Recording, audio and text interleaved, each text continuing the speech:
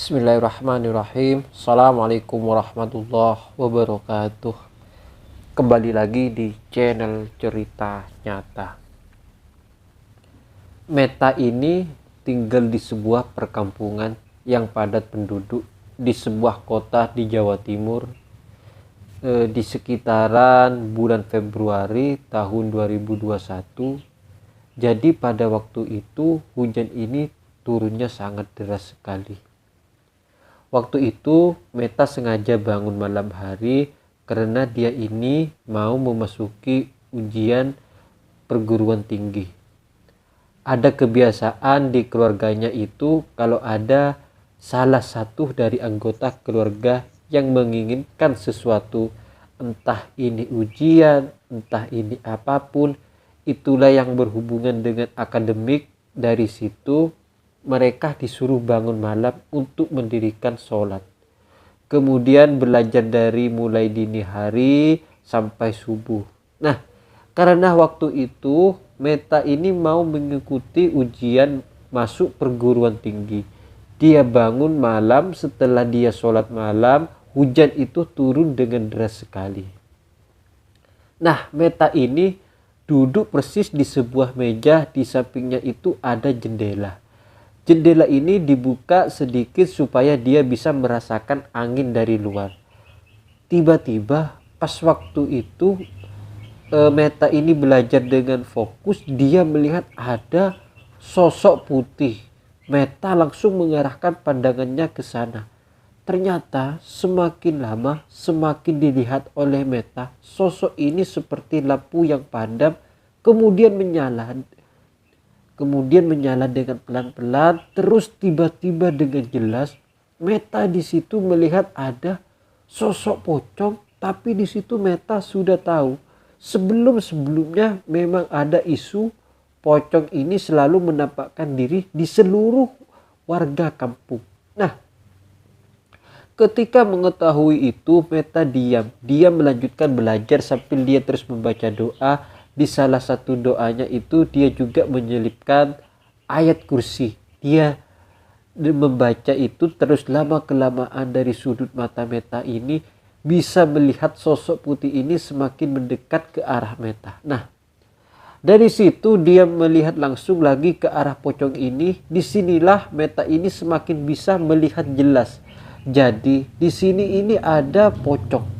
Artinya sosok ini pakai kain kafan, tapi atasnya itu terbuka, rambutnya ini acak-acakan. Dan mata si sosok pocong ini matanya melotot ke arah Meta. Di situ Meta sempat menggeser kursinya sedikit. Jujur waktu itu dia sempat takut dan akhirnya si Meta ini terus membacakan lagi ayat-ayat suci, termasuk diantaranya ayat kursi. Dibacakan sambil terus menatap ke arah pocong ini. Jadi waktu itu situasinya Meta ini dan sosok pocong ini saling menatap satu sama lain. Dan sosok pocong ini matanya melotot. Setelah itu beberapa detik kemudian sosok pocong ini tiba-tiba hilang. Nah, hilangnya ini juga seperti lampu yang tiba-tiba meredup dan sudah tidak terlihat lagi. Dari situ akhirnya Meta bilang ke ibunya, "Bu, barusan Meta ini dilihatin sosok pocong." Nah, ibunya langsung bersikeras, "Sudah, tidak usah takut, kita ini orang beriman. Tidak usah takut dengan hal-hal semacam itu. Biarkan kampung ini gempar seperti apapun. Yang jelas kita ini orang beriman. Mereka ini takut dengan kita dan kita ini manusia, derajatnya lebih tinggi dari mereka. Jangan lupa terus berdoa, terus ingat Allah." Nah, inilah pesan dari ibunya Meta. Akhirnya beberapa hari kemudian isu tentang pocong ini masih beredar di sana. Banyak sekali warga kampung yang ditakuti. Nah, kenapa bisa terjadi teror pocong semacam ini? Jadi ceritanya kita mundur dulu, di sekitaran tahun 2015 ada satu keluarga pendatang. Keluarga ini terdiri dari bapak, ibu, dan 2 orang anak perempuan, sepasang suami istri. Ini usianya kira-kira 30 tahun. Nah, begitu pertama kali mereka datang, mereka menempati sebuah rumah kontrakan. Karena ini adalah perkampungan padat penduduk. Tidak lama setelah mereka tinggal di sana, barulah orang-orang ini tahu si perempuan ini namanya Mbak Dari. Panggilan dan nama lengkapnya itu ternyata Gandari. Tapi orang-orang memanggilnya Mbak Dari. Beberapa warga kampung di sana ini sudah mengenal Mbak Dari. Mbak Dari sebelumnya tinggal di kampung sebelah. Jadi hidup Mbak Dari dan keluarganya memang seperti itu. Pindah dari satu rumah kontrakan ke rumah kontrakan yang lain. Ketika Mbak Dari ada di sana, Meta dan keluarga ini mengetahui bahwa suami Mbak Dari ini adalah seorang pengangguran.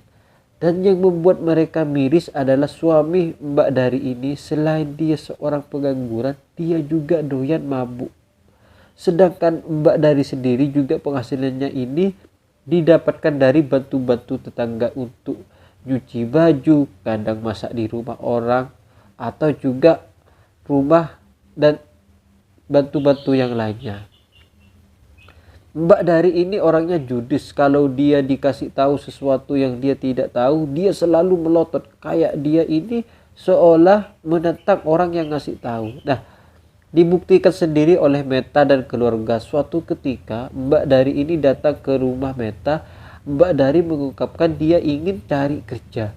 Dia bisa bantu-bantu di rumah Meta. Nah, karena kedua orang tua Meta ini adalah seorang pegawai negeri yang setiap pagi kedua orang tuanya ini selalu berangkat kerja dan Meta berangkat sekolah, juga Meta sendiri juga anak tunggal. Jadi di rumah ini sepi, tidak ada yang ngurusin. Nah, sebenarnya ibunya Meta ini hanya ingin membantu Mbak Dari. Disitulah akhirnya Mbak Dari ini diterima kerja. Mulailah dia kerja di sana. Jadi Mbak Dari ini datang jam pagi, biasanya bantu-bantu untuk menyiapkan minum dan juga sarapan. Itu pun tidak terlalu susah karena sarapan keluarga Meta ini selalu beli di warung. Nasi warung. Setelah itu, setelah keluarga Meta ini pergi, semua biasanya Mbak Dari ini membersihkan rumah dan memasak untuk siang harinya. Karena Meta pulang dari sekolah itu sekitar jam 11 siang. Nah, awalnya tidak pernah ada masalah. Tiba-tiba 4 hari kemudian, waktu mereka semua ada di rumah keluarga, Meta ada di rumah Mbak Dari ini sudah pulang terus. Tetangga Meta ini datang. Beliau ini menyampaikan, "Bu, Mbok ya gak usah pakai Mbak Dari lagi." "Loh, kenapa, Bu?" "Iya, soalnya tiap hari itu Mbak Dari ini sering masukkan anaknya mereka makan di situ, setelah makan itu nonton TV sambil selonjoran." Nah, yang parahnya lagi itu kalau sore mereka ini bawa beberapa bahan-bahan masakan dari rumah ibu. Tentu waktu itu Meta ini agak aneh juga melihat Mbak Dari kok seperti ini dari kelakuan. Tapi akhirnya setelah tetangga ini pulang, ibunya ini berpikir, ya sudahlah, namanya juga memang tidak ada penghasilan, biarlah mereka makan di sini. Nah, keesokan harinya ditegur oleh ibu Meta, "Kalau kamu mau ngajak keluarga kamu makan gak apa-apa, ajak makan sini saja, tapi gak usah bawa makanan keluar, gak enak dilihat tetangga." Nah, waktu itu Meta ini melihat sendiri, pas waktu itu ibunya Meta ini nasihati Mbak Dari. Mbak Dari itu melotot kayak tidak terima. Nah, karena ibunya Meta ini orangnya santai, beliau itu tidak terlalu mempermasalahkan hal seperti itu. Akhirnya ibunya Meta ini pun diam, hanya menasihati. Tapi Mbak Dari ini responnya hanya matanya melotot sambil kayak terlihat tidak terima. Nah, di situ yang tidak terima, Meta justru dia masuk ke kamar ibunya. "Bu, lain kali kalau ibu nasihatin Mbak Dari, terus Mbak Dari sikapnya seperti itu, matanya melotot, ibu bentak balik. Kalau perlu sudah tidak usah pakai lagi Mbak Dari." Tapi tidak begitu dengan ibu Meta. Ibunya Meta itu bilang, "Sudahlah, ndak, biarin wong namanya orang sudah dia itu loh untuk makan aja susah. Biarlah, memang kalau orang susah seperti itu." Sekitaran 3 minggu Mbak Dari ada di sana. Mbak Dari ini menghadap ke ibunya Meta, dia minta supaya gajinya itu tidak dikasih bulanan. Mbak Dari ini minta supaya dia gajinya setiap hari Sabtu.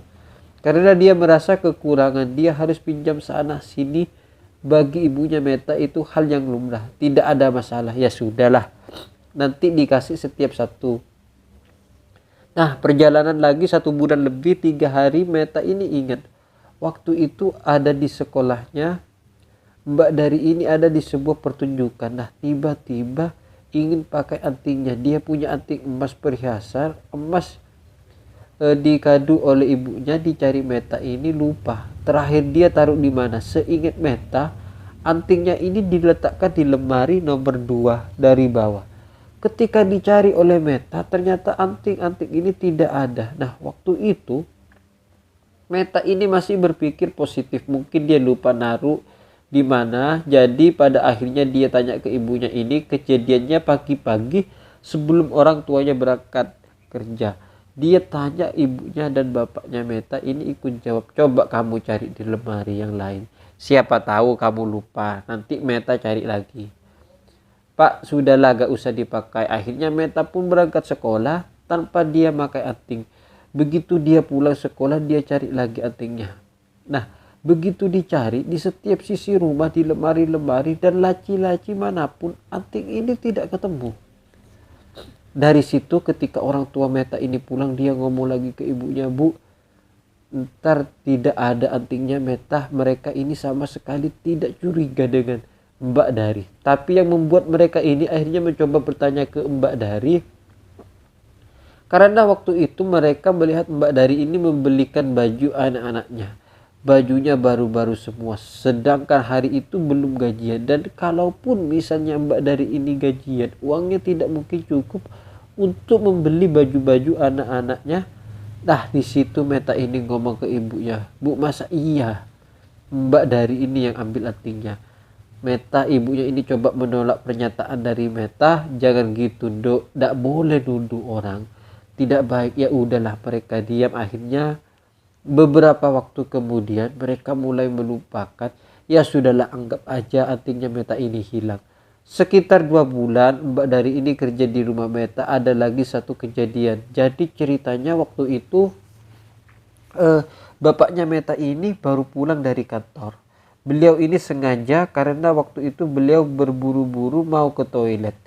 Beliau mau buang air besar. Beliau ini sengaja membuka celananya persis di depan kamar mandi. Jadi beliau pakai celana kolor, celana pendek. Kolor celana bapaknya Meta ini diletakkan persis di depan kamar mandi. Jadi waktu itu suasananya beliau ini cepat-cepat masuk ke toilet. Setelah beliau keluar dari toilet, beliau tidak ngecek isi celana dan lain sebagainya. Beliau pakai lagi celananya itu.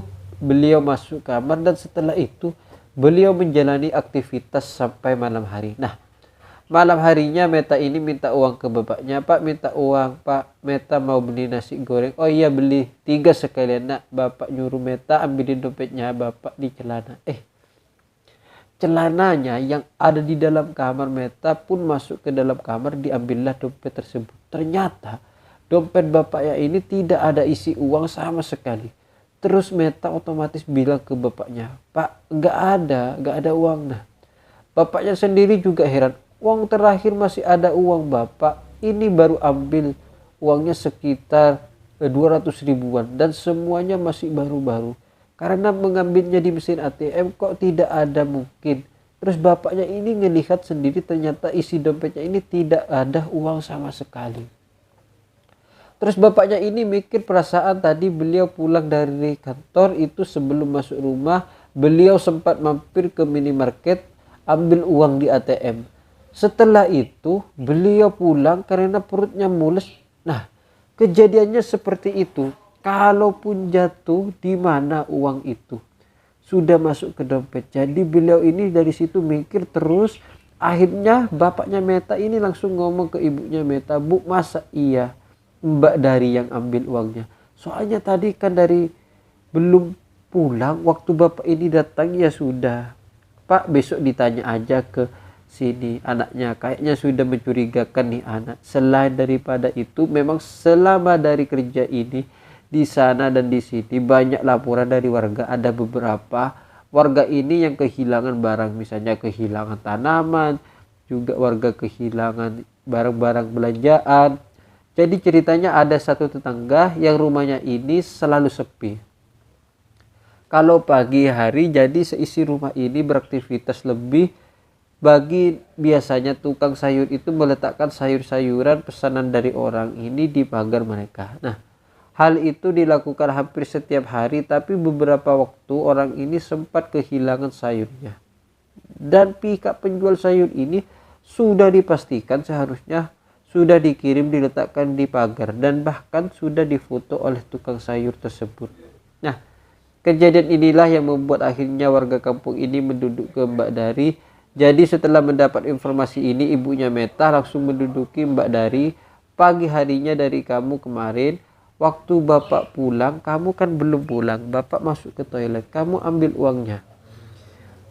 Kamu ambil uangnya bapak ya di dompet. Langsung dari ini. Duduknya lebih tegak, terus matanya itu melotot. Nah, pas dari posisi seperti itu, Meta ini ikut ngomong karena Meta itu ikut gak terima. Mbak Dari, kamu itu dikasih tahu orang tuh jangan gitu, matanya melotot terus. Ternyata hari ini melotot ke arah Meta. Nah, Meta ini akhirnya semakin sebel. Mbak Dari ini kami ini tanya karena tidak ada orang selain kamu. Siapa lagi yang ambil kalau bukan kamu?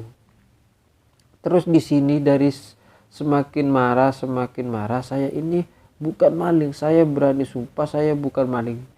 Saya tidak nyolong uangnya bapak, sumpah demi Allah. Kamu itu sering sumpah, kamu di depan orang dikit-dikit kamu sumpah.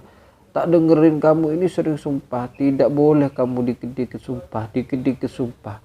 Kalau kamu memang ambil ya kamu harus mengakui, kamu harus jujur. Jangan kamu bohong terus. Kamu bersumpah nutup-nutupi kebohonganmu dengan sumpah atas nama Allah. Tidak boleh kamu kayak gitu, dosa. Mbak Dari ini tetap ngotot, dia melotot matanya sambil dia bilang, tidak, saya berani sumpah demi Allah ya sudahlah, dari kamu hari ini, kamu mulai hari ini kamu tidak usah kerja di sini, kamu tak bayar sisamu. Langsunglah dikasih keputusan ini oleh ibunya Meta. Jadi setelah itu Mbak Dari hari ini tidak kerja lagi di rumahnya Meta. Sampai suatu ketika ada satu warga ini yang mulai kasihan karena melihat anaknya ini yang tidak keurus. Akhirnya satu orang tetangga Meta ini namanya Pak Bakir. Pak Bakir ini sebenarnya tidak butuh dibantu apa-apa. Dia hanya kasihan aja lihat Mbak Dari. Pak Bakir bilang, sudah kamu ke rumah anakku. Jadi Pak Bakir memerintah Mbak Dari ini ke rumah salah satu orang anaknya yang sudah berumah tangga. Diperbantukanlah Mbak Dari di sana. Nah, di sana ini berjalan hampir 2 mingguan Mbak Dari kerja di tempat itu. Tiba-tiba suatu pagi sebelum orang-orang ini berangkat beraktivitas, mereka itu dengar kayak ada suara bom dum. Akhirnya orang-orang ini berlarian menuju ke sumber suara tersebut. Ternyata ada satu rumah warga yang sudah meledak. Kondisinya ini sudah hancur. Ternyata rumah yang hancur ini adalah rumah dari anak Pak Bakir. Dan di situ sudah ditemukan Mbak Dari dan salah satu orang anaknya ini sudah terluka. Dibawalah mereka ini langsung menuju ke rumah sakit. Dan barulah warga ini tahu bahwa di dapur itu LPG-nya meledak dan melukai Mbak Dari dan anaknya. Tidak sampai sore, warga mendengar kabar bahwa Mbak Dari ini meninggal di rumah sakit, sedangkan anaknya ini masih belum sadarkan diri. Anaknya masih mengalami luka yang parah. Setelah itu tidak lama kemudian keluarga dari Mbak Dari yang ada di Cepu ini datang ke sana untuk menjenguk Mbak Dari dan mengambil jenazah beliau. Kemudian langsung dimakamkan ke Cepu. Nah, singkat cerita beberapa hari setelah itu ada kejadian-kejadian yang menyeramkan. Jadi pengakuan dari beberapa orang yang biasanya mereka ini pulang malam, kita sebut namanya Pak Sigit. Pak Sigit ini pulangnya selalu malam hari sekitar jam 11 malam. Nah, biasanya Pak Sigit ini selalu masuk kampung itu dengan berjalan kaki. Beliau jalan, beliau akhirnya melihat ada sosok putih di ujung jalan. Pak Sigit ini sudah was-was. Awalnya karena dari awal Pak Sigit ini suasana hatinya tidak terlalu enak. Beliau selalu mencium aroma-aroma bangkai. Tiba-tiba ketika dia masuk gang, dia melihat ada sosok putih Nah, Pak Sigit ini sudah mau balik, tapi beliau akhirnya memberanikan diri, beliau masuk lagi ke gang tersebut. Dan sosok putih ini masih ada di sana. Jadi Pak Sigit ini jalan sambil beliau ini melihat ke arah bawah. Pas mendekati sosok putih ini, Pak Sigit itu biasanya mendengar nafas dari sosok pocong tersebut. Dan itu didengar jelas oleh Pak Sigit. Pak Sigit ini pun berusaha cuek, beliau melewati sosok pocong ini sambil beliau tetap melihat ke bawah. Nah, sempat Pak Sigit ini noleh, Pak Sigit ini melihat sosok pocong ini tidak menampak ke tanah. Nah, dari situlah Pak Sigit ini mempercepat jalannya. Tiba-tiba Pak Sigit ini merasa sosok pocong ini terus mengikuti Pak Sigit di belakang. Jadi dari situ Pak Sigit tidak berani noleh. Tiba-tiba sosok pocong ini semakin mendekat dan beliau Pak Sigit ini semakin bisa mendengarkan suara nafas dari sosok pocong ini. Nah, hal itu terjadi sekitar hampir 2 menitan sampai Pak Sigit ini tiba-tiba rumahnya dan beliau mengetuk pintu. Assalamualaikum. Assalamualaikum. Terus istrinya Pak ini buka pintu. Begitu istrinya Pak Sigit ini buka pintu, langsung istrinya ini teriak dan beliau itu langsung pingsan. Nah, Pak Sigit langsung masuk rumah, pintu ditutup sekitar 5 menit. Kemudian istrinya bangun, istrinya ini masih kaget. Kamu kenapa Pak Sigit? Tanya terus. Istrinya bilang, Pak tadi aku lihat ada pocong Pak di belakang Bapak. Pak Sigit ini juga yakin bahwa yang dilihat oleh istrinya ini adalah sosok pocong Mbak Dari. Karena Pak Sigit ini sudah dapat info sebelumnya dari orang-orang kampung ada yang dilihatin sosok pocong dan sosok pocong ini wajahnya itu mirip Mbak Dari. Setelah kampung itu menjadi sepi dan entah gimana ceritanya, tiba-tiba sosok pocong ini sudah tidak menampakkan diri lagi. Warga pun akhirnya juga kembali beraktivitas seperti biasa. Mereka yang sering nongkrong di malam hari, mereka masih tetap nongkrong. Mereka masih tetap main kartu. Barulah di tahun 2023 di sekitaran bulan November ada seorang ustadz yang mengisi sebuah ceramah di kampung tersebut. Kebetulan ada acara pengajian.